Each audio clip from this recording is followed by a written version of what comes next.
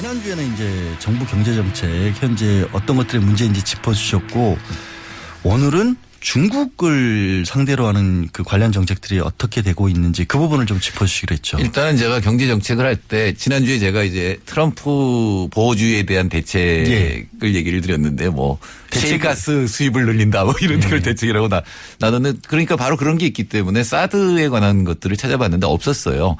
사실은 정부의 경제 정책에는 사드에 대한 건 없었고 공식적으로 정부의 공식 입장은 중국이 보복을 안 할 것이다라는 게 원래 정부의 공식 입장입니다. 우리가 이 사드 배치에도 중국이 보복 안 할 거다. 또 우리랑 무역 관계가 굉장히 긴밀하게 얽혀 있기 때문에 중국도 손해니까 안 할 것이다라는 게 공식 입장이니까 아마도 사드에 대한 어떤 대응책은 만들어 놓지 않았을 것이다. 그래도 공개를 하지 않았을 것이다라고 볼 수 있겠죠. 공개는 설마 그래도 플랜 B라는 걸 항상 국가 정책을 정하면서 그걸 안 정해놨을까요? 근데 잘 모르겠어요. 지금 정부의 수준을 보면 제가 지난주에 얘기했지만 수치도 틀리는데.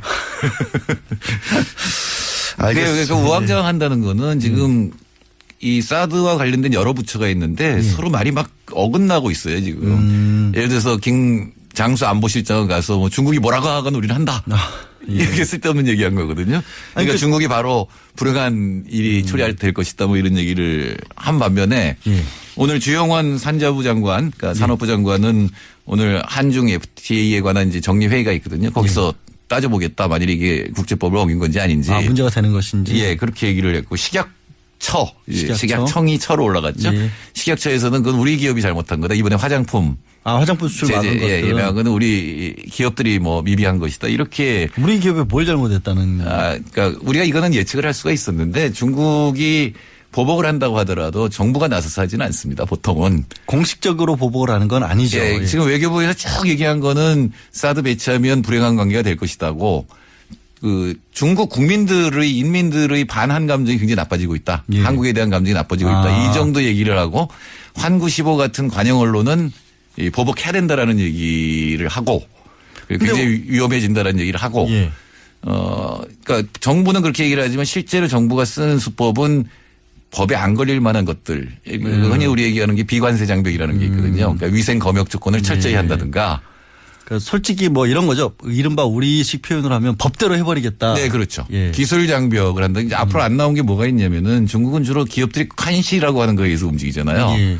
칸시라는 게 관계로 하다 보니까 만일 이걸 하면은 전부 부정이 드러날 거라는 거죠. 돈이 왔다 갔다 했다거나. 그쪽 설령 자기네들 관료들을 뭐 이렇게 좀 뭐 희생을 시키더라도 그런 부분을 다 일일이 다 찾아내가지고 처벌을 해버리면. 그렇게 되면은 국내법을 어긴 한국 기업을 처벌한 게 돼버리니까.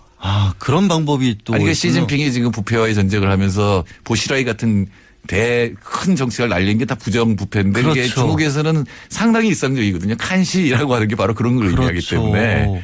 걔네는 김영란법도 없잖아요. 어차피 밥 먹고 이랬을 텐데 그거를 다 문제 삼아가지고 공산당 입장에서 밥 먹는 정도가 아니라 이행을 하면서 그러니까 여러 가지 관료들이 여러 가지 장벽을 쌓을 수가 있는데 그거를 이제 통과하는 여러 가지 뇌물의 이 정가가 있습니다. 정가가 있어요. 여기 보통은 담배를 가지고 그런 것들을 처리를 합니다. 그래서 담배로 중계 가보면 담배 가게에서 담배 되산다는 그런 게 붙어 있어요. 옛날에 우리 같으면 상품권 이렇게 사줍니다. 이런 것처럼 담배를 사준다라는 거죠. 그렇죠. 그러니까 뇌물의 형태로 담배가 사용된다든가 뭐 그거는 이제 조그만 기업들 얘기지 큰 기업들은 이제 단위가 달라지겠죠. 그만큼 근데 만연해 있는 곳이기 때문에 그런 것들을 하나하나 정확하게 법대로 집행을 하면 보복 형태로 충분히 나올 수 있다라는 말씀. 그렇죠. 시장 경제나 민주주의가 확보된 데선 그건 뇌물이 되지만 거기서는 윤활유 같은 게 되는 거죠. 여러 장벽을 한꺼번에 건너가는 수단. 그리고 그런 것들이 사실은 공공연하게 지금 이루어지고 있는 거기 때문에 그걸 문제 삼기 시작하면 모든 기업이 다 걸릴 수 있다는 거죠. 그럼 지금 이제 말씀하신 김에 화장품 우리 쪽에 위기 내진 손해 규모가 어느 정도 될까요? 그건 뭐 지금은 알 수가 없는데 사실 내용을 들여다보면 그렇게 규모가 큰 건 아니에요. 근데 우리나라에 왜 직구라는 게 있잖아요. 왜 박 대통령도 한번 언급했던 그 인터넷으로 주문하는 그 상품들. 우리나라 전체 직구의 약 60에서 70%가 화장품입니다.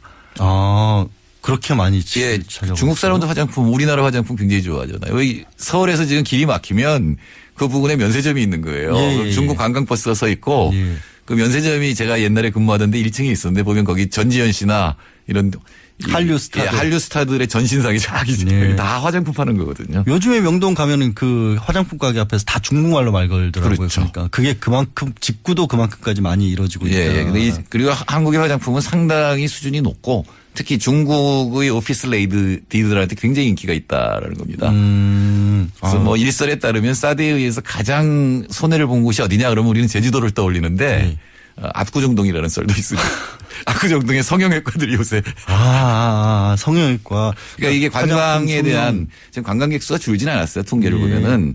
근데 관광에 대해서 중국이 어떤 조치를 취할 것이다. 당장 그러니까 중국에서 전월세기로 전세기를 내갖고 한국으로 오는 그런 것들이 있었는데 그 허가를 해주지 않는 그러니까 한류 관광객 그리고 나서는 뭐가 있었냐면은 그 배터리가 있는데 우리나라에 삼성하고 LG가 배터리 그러니까 자동차 배터리를 수출을 하는데 삼성과 LG의 배터리를 장착한 자동차는 보조금을 주지 않는다라는 조치를 취했죠. 그래서 지금 가장 지금 걱정하는 데는 LG예요. 사드 자체가 LG 골프장하고 관계가 돼 있잖아요. LG가 아니라 롯데. 롯데. 네. 근데 롯데는 면세점도 크게 하고 있고. 예, 중국에 점포가 있거든요. 아예 들어가 있기도 예, 하고. 근데 그걸 위생 검사를 하고 이렇게 시작하면 롯데가 보복을 당할 수가 있죠. 그리고 더 큰 거는 이제 이게 본격적으로 되면 진짜 사드가 배치가 되면 자동차에도 보복을 할 수가 있습니다. 예. 가령 이렇게 중국에 보면은 소나타가 택시로 다니는 거 많아요. 중국은 기본적으로 국공용 기업하고 정부 구매가 굉장히 많거든요. 아직까지는 당연히 사회주의 국공용 체제를 갖추고 있으니까. 근데 이 기업들이 또는 시가 이 소나타를 구입했다가 이거를 갖다가 소나타로 교체를 다른 나라 차로 바꾼다라고 하면 엄청난 타격이. 그거는 뭐 자기 마음대로 계약이니까 어느 회사를 쳤는지 그럼 기업이 결정하는 거잖아요. 그렇죠. 그거는 뭐 국공용 기업이 부품 선을 바꾼다 이렇게 되면 아무 문제가 법적으로는 없는 외교적으로 이미 광섬유가 그런 일이 벌어졌습니다. 근데 이런 보복 이런 거를 달라이라마 효과라고 부른다면서요?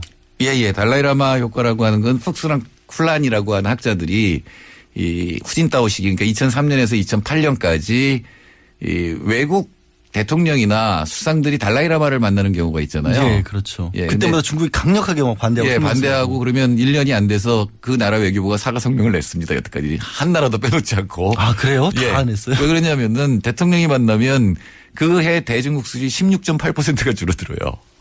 평균.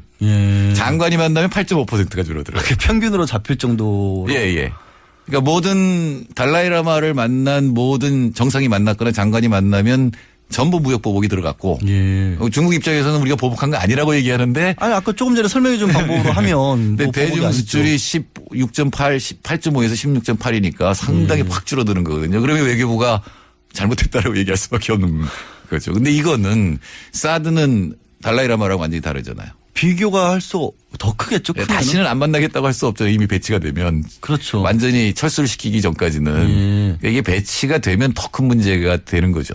사실 달라이라마를 만난 것도 국익이라고 표현하는 핵심 이익이라고 중국이 표현을 하는데 핵심 이익을 훼손시켰다라고 표현을 하는데 사드하고 비교해 보면 사드는 진짜로 중국이 안보의 위협으로 느끼거든요.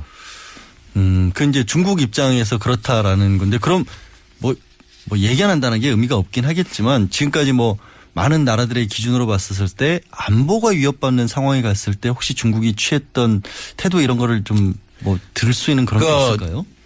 중국이 지금 가장 중요하게 생각하는 거는 이 말레이 해협으로 이어지는 이 섬들이에요.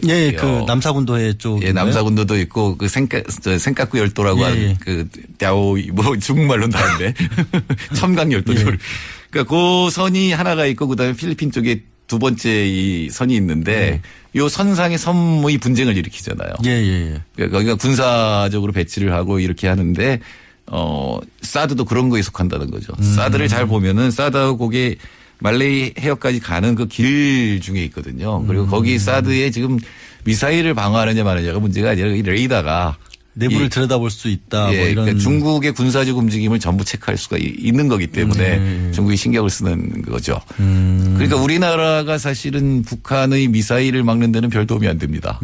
왜냐하면 이게 사드 고고도잖아요. 그러니까 70km에서 150km 사이예요. 그래서 하늘로. 근데 그 보통 북한이 미사일을 쏘면 그렇게 높이 쏠 이유가 없거든요. 한국에. 근데 이제 그 부분은 또 안보 전문가들은 하는 얘기가 조금 다르긴 해요. 결국에는 사드가 아니면 그렇게 쏘더라도 현재로서는 막을 수 있는 장치가 없기 때문에 사실은 북한이 공격을 한다면 막을 방법은 없습니다. 원천적으로 막을 방법은 없죠. 예, 근데 서울은 그냥 장사정법 쏘면 되지 예. 미사일을 쏠 이유도 없어요. 근데 여러 제가 이제 반론이 아니라 그쪽 안보 그런 쪽에 주장하는 분들은 장사정포에 대비해서 우리가 가지고 있는 방공막이 있고 ICBM을 쐈을 때는 사드밖에는 대처막이 없기 그런데 때문에 ICBM을 왜 남한에다 쏘냐고요, 북한이. 그게 문제죠. 그게 대륙간탄 도탈인데. 그러니까 거기에 문제는 대해서는 지금 중국이 의식하는 거는 이 사드 배치가 결국은 동아시아에서의 이 미사일 방공간 MD 시스템이 그 일반이다라는 안에 거죠. 미국이 가지고 있는 방어 체계의 일환으로서 예. 우리나라에 들여놓겠다는 거를 중국은 보고 있는 거잖아요. 그렇지. 그러니까 중국이 유사시에는 중국의 핵무기를 이제 미국으로 발사하는데 그게 미리 캐치가 돼서 이제 미국에서 막을 수 있다면 네. 중국을 뚫어야 되잖아요. 그러니까 우리 그 중국 입장에서 계속해서 얘기하는데 그래서 요새 뭐 MIRV라고 하는 다탄두 이런 거 개발하고 있어요. 경제뿐만이 아니라 무기 쪽도 잘 연구를 많이 하셨나 봅니다. 제가 북한 대학원 다니잖아요. 외교 안보 이쪽을 어차피 전공을 하셨구나. 또 실제로 동북아 비서관이라고 아까 말씀하셨잖아요. 네, 그때도 했고요. 또 동북아 문제 전문가분 앞에서 제가 쓸데없는 반론을 하다가 아니요, 그거 반론이 아니라 충분히 할 수 있는 얘기인데 그러니까 이런 거죠. 그런 시각도 있다는 걸 말씀을 드리고 싶어서 그랬어요. 그래서 경제 보복이 굉장히 커질 것이다라는 게 있고 예. 사실은 사드를 꼭 우리나라에 배치하는 게 미국한테도 그렇게 중요하진 않아요. 왜냐하면 일본에 또 있거든요, 미사일. 어차피 레이더가. 있으니까. 그러면은 미국이 원하는 게 이미 약속을 한 게 미국이 원하는 게 한국에 무기를 팔고 뭔가 좀 더 한국에 부담을 주는 거라면 그 액수만큼 해줘도 돼요. 대신에 사드 배치는 그러니까 우리나라에게 유리한 쪽의 어떤 미사일 우리나라에 쓸 수 있는 예. 그런 쪽으로 바꿀 수 있겠죠. 그러니까 물론 우리나라 돈 썼어요. 예. 근데 그 돈은 중국에서 받을 수 있어요. 중국에서 받을 수가 있다고요? 왜냐하면 지금 우리나라가 사드 배치를 처리하면 예. 그건 중국한테 엄청난 이익을 준 거잖아요. 오히려 그러면 그 카드를 우리한테 유리한 쪽으로 쓸 수도 있다는 그렇죠. 말씀이신 거네요. 그렇죠. 경제적으로 봤을 때. 그게 그렇습니다. 가능할까요? 중국 쪽으로부터. 중국이 지금 할 수 있는 일은 지금 미국하고 한국이 계속 요구하는 건 대북 제재잖아요. 예. 근데 대북 제재라기보다는 중국이 영향력을 발휘하는 방법은 여러 가지가 있을 수 있는데 가령 AIIB라는 게 있잖아요. 예. 중국의 대규모 인프라 지금 유럽 국가들이 막 들어간. 예, 우리도 늦게 들어가가지고 별로 실익도 없다 이런. 우리는 빨리 들어갔죠. 빨리 들어간 편인데. 근데 사드 때문에 거기 AIB 부총재급이 있었는데 잘렸죠. 근데 북한이 들어가는 걸 중국이 거부했었거든요. 사실 요건이 안 되고. 예. 근데 그거를 북한을 드리는 카드로 북한의 핵동결이라든가 이런 걸 요구할 수가 있거든요. 그리고 AIB에 가입하면 그다음부터는 AIB의 돈으로 뭐 북한 철도를 현대화한다든가 이런 것들이 가능하기 때문에 이거는 사실은 미국하고도 협상의 여지가 남아 있는 거고 중국하고도 협상의 여지가 있고 양쪽의 모든 나라가 원하는 게 북핵 문제의 해결이라면 그쪽으로 쓸 수 있는 거죠. 예. 그렇게 경제적으로 또 풀 수 있는 여지가 남아 있었군요. 예. 오늘 말씀 감사합니다. 네, 감사합니다. 지금까지 정태인 칼폴라니 사회경제연구소 소장이셨습니다. 공개를 하지 않았을 것이다라고 볼 수 있겠죠. 공개는 설마 그래도 플랜 B라는 걸 항상 국가정책을 정하면서 그걸 안 정해놨을까요? 근데 잘 모르겠어요. 지금 정부의 수준을 보면 예. 제가 지난주에 얘기했지만 수치도 틀리는데.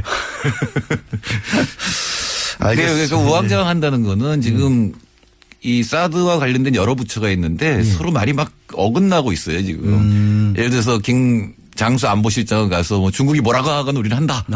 이렇게 쓸데없는 얘기한 거거든요. 그러니까 중국이 바로 불행한 일이 초래될 것이다 뭐 이런 얘기를 한 반면에 오늘 주영환 산자부 장관, 그러니까 산업부 장관은 오늘 한중 FTA에 관한 이제 정리회의가 있거든요. 거기서 따져보겠다. 만일 이게 국제법을 어긴 건지 아닌지. 문제가 되는 것인지. 예, 그렇게 얘기를 했고 식약청이 처로 올라갔죠. 예. 식약처에서 우리식 표현을 하면 법대로 해버리겠다. 네, 그렇죠. 예. 기술 장벽을 한다. 이제 앞으로 안 나온 게 뭐가 있냐면은 중국은 주로 기업들이 칸시라고 하는 거에 의해서 움직이잖아요. 예. 칸시라는 게 관계로 하다 그렇죠. 보니까 만일 이걸 파면은 전부 부정이 드러날 거라는 거죠. 돈이 왔다 갔다 했다거나. 그쪽 설령 자기네들 관료들을 뭐 이렇게 좀 뭐 희생을 시키더라도 네. 그런 부분을 다 일일이 다 찾아내가지고 처벌을 해버리면. 예, 그렇게 되면은 국내법을 어긴 한국 기업을 처벌한 게 돼버리니까. 그런 방법이 또. 그러니까 시진핑이 지금 부패와의 전쟁을 하면서 보시라이 같은 큰 정책을 날린 게 다 부정부패인데 그렇죠. 이게 중국에서는 상당히 일상적이거든요. 칸시라고 하는 게 바로 그런 걸 의미하기 때문에. 걔네는 김영란법도 없잖아요, 어차피. 어차피 밥 먹고 이랬을 텐데 그거를 다 문제 삼아가지고 공산당 밥 입장에서 먹는 정도가 아니라 예. 이거는 그건 우리 기업이 잘못한 거다. 이번에 화장품 화장품 수출 막은 것들. 예매한 거는 우리 기업들이 뭐 미비한 것이다. 이렇게 우리 기업에 뭘 잘못했다는. 그러니까 우리가 이거는 예측을 할 수가 있었는데 중국이 보복을 한다고 하더라도 정부가 나서서 하지는 않습니다. 보통은. 공식적으로 보복을 하는 건 아니죠. 예, 예. 지금 외교부에서 쭉 얘기한 거는 사드 배치하면 불행한 관계가 될 것이다고 그 중국 국민들의 인민들의 반한 감정이 굉장히 나빠지고 있다. 예. 한국에 대한 감정이 나빠지고 있다. 이 정도 얘기를 하고 환구15 같은 관영 언론은 이 보복해야 된다라는 얘기를 하고 굉장히 위험해진다라는 얘기를 하고 예. 그러니까 정부는 그렇게 얘기를 하지만 실제로 정부가 쓰는 수법은 법에 안 걸릴 만한 것들. 흔히 우리 얘기하는 게 비관세 장벽이라는 게 있거든요. 그러니까 위생 검역 조건을 철저히 한다든가. 그러니까 솔직히 뭐 이런 거죠. 이른바 지난주에는 이제 정부 경제정책 현재 어떤 것들이 문제인지 짚어주셨고 오늘은 중국을 상대로 하는 그 관련 정책들이 어떻게 되고 있는지 그 부분을 좀 짚어주시기로 했죠. 일단은 제가 경제 정책을 할 때 지난주에 제가 이제 트럼프 보호주의에 대한 대책을 얘기를 드렸는데 뭐 셰일가스 수입을 늘린다 뭐 이런 걸 대책이라고 나는 그러니까 바로 그런 게 있기 때문에 사드에 관한 것들을 찾아봤는데 없었어요.